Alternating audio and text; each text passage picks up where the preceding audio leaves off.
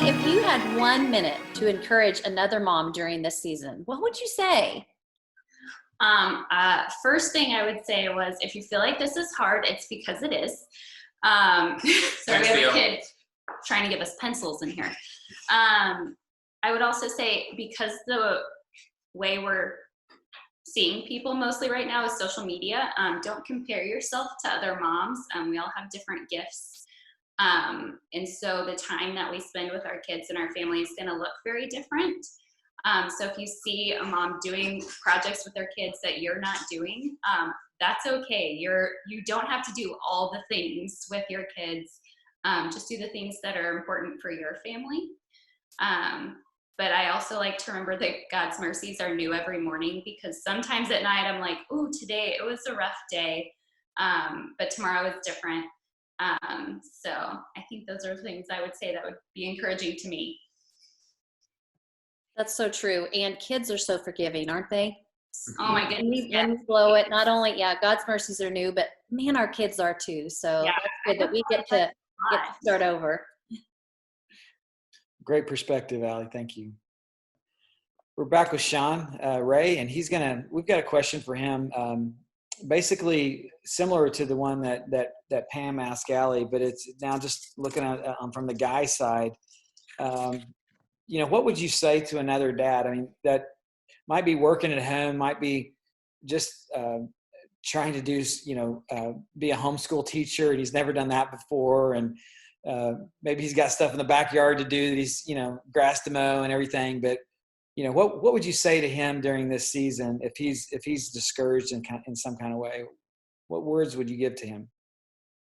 Well, a lot of the things that we touched on in these other questions, I keep coming back to the be intentional thing. And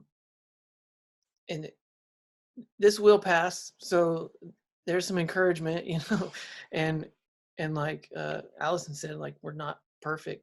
It's hard. And I know it's different for different families right now. Some are getting to work at home. Some still have to go a little bit. And I think just knowing that when you are intentional with your kids, like the things we talked about, like when they're talking to you, stop what you're doing, and they see that and they respect you and love you regardless. It's that unconditional love that they have for you. Just remember not to get frustrated. I know you used the term earlier, we had a big day, and we've had some big days here, and it just, everyone has big days, and just stop, take a moment, just be intentional to talk to them, to your kids, and remind them you love them in some way. All the questions we've answered, I think you can use all of those things to do that. And I'm always encouraged when I see my kids. Like today, I was playing football with Ethan, and he came into the house really just to tell his mom he was having fun.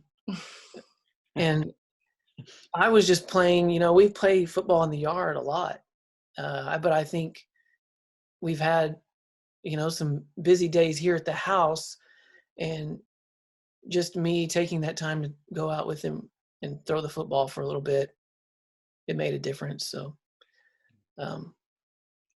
just it's the small things. The kids pick up on those little small things, details, tell them you love them in passing, things like that. So it'll get better for sure. Yeah. Well, it's funny that even in the midst of hard times, that they can be great times.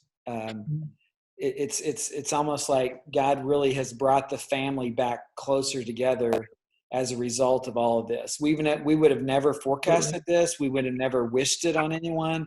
And there's certainly some heartache and pain with both vocationally and not being able to socialize with our friends and our our church friends and just our community and go to work. But at the same time, there's some great blessings that are happening.